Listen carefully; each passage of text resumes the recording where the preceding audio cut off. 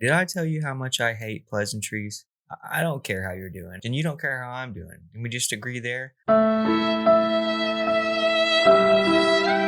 What up, hookers? Mayo Stan Scooch. How you doing? Good to see you. Today, I've got a very special story for you. I've got a story about two star-crossed lovers who, despite the world trying to keep them apart. Okay, well, no, I'm just kidding. It's a story about a guy who fucked a dolphin. My name is Malcolm J. Brenner, and this is the story of how I fell in love with Dolly the dolphin.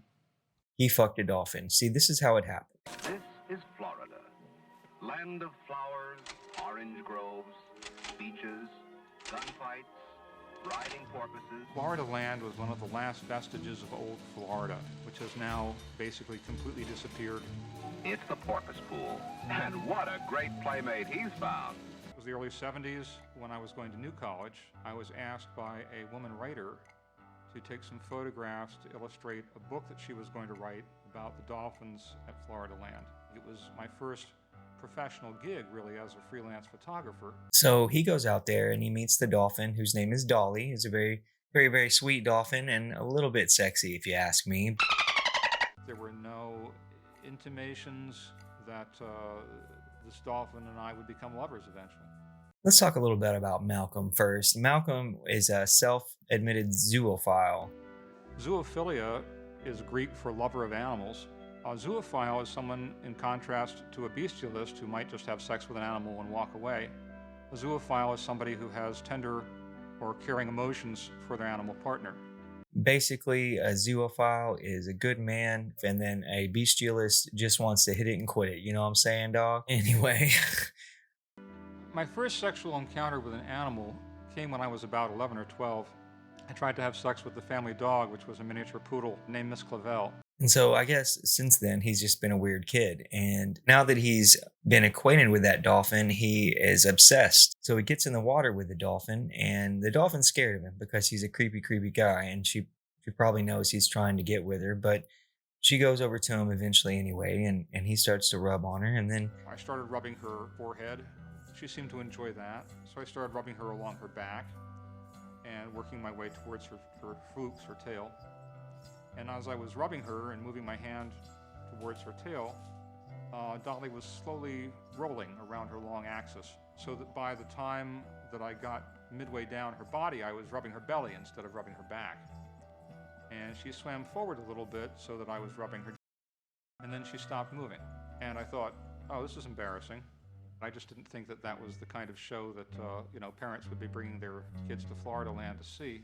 well, I'd like to say it stopped there and he was embarrassed and he got done with. But what he really means is he doesn't want anybody to see it, but he's got to get with that dolphin now. So he waits. And over some time, him and the dolphin become closer. And Florida land ends up getting shut down. And as everything was getting moved out, there was two dolphins left.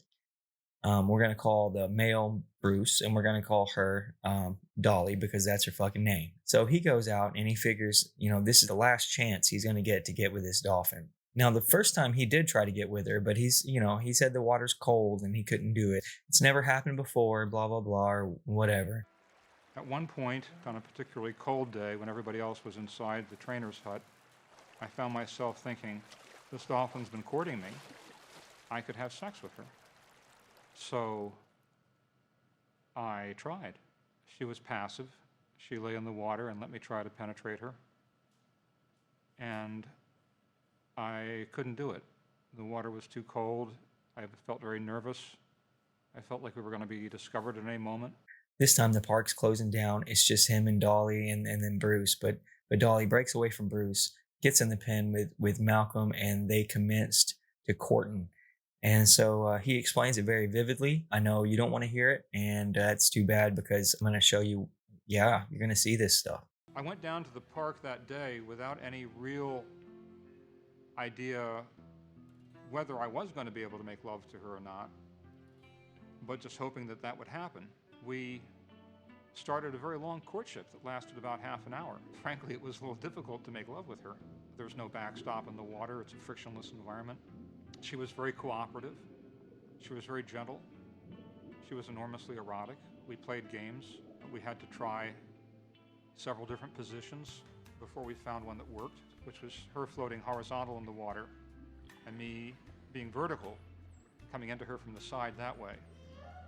And that seemed to work a whole lot better. All right, so you see the position. We call that soggy Jesus or the moist exorcist.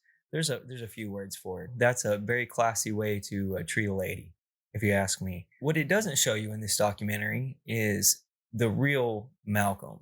He believes that there is a psychic connection between him and this dolphin, and that the dolphin and when they got together, it was like one being making love to itself. As we started making love, I felt this just intense sense of merging with her on every level, emotionally, mentally, physically, spiritually. It's really like we stopped being two individual creatures and became one creature that was making love with itself.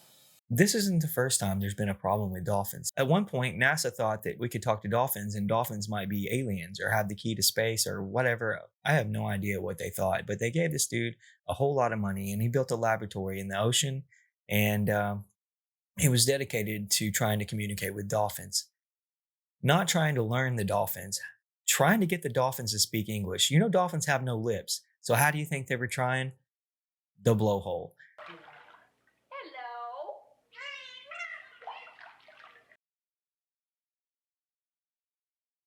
While they were trying to teach the dolphins, old boy, the main scientist, he decides to do some acid.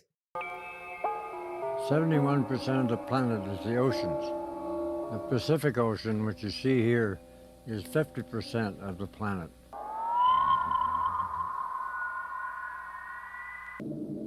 We should know more about what the sperm whales talk about.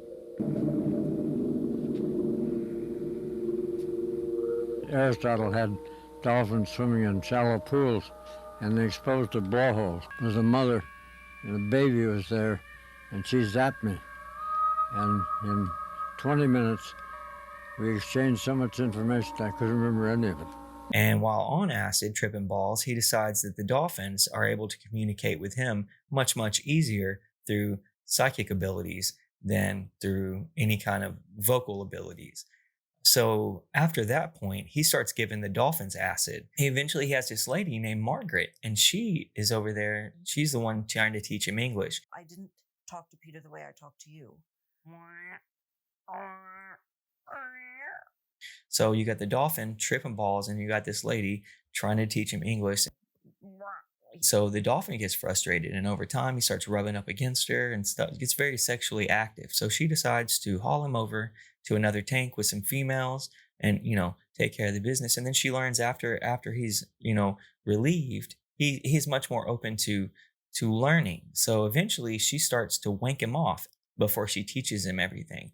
NASA got a hold of this, and when you give money to somebody for research and you find out they've been jacking off dolphins and tripping balls, you should probably stop that shit right now. And that's what they did. So long story short, just because it has a blowhole doesn't mean you got to pork it. Stay away from animals, stay away from dolphins. It's like, I know it's a mammal, but it's a fish. Like, what the actual fuck? A fish? I'm not even sure how this happens anymore. We're doomed. Make sure you like and subscribe or whatever. I mean, you don't have to, but I really would appreciate it if you did. And always remember, don't hate each other. Hate yourself. Peace.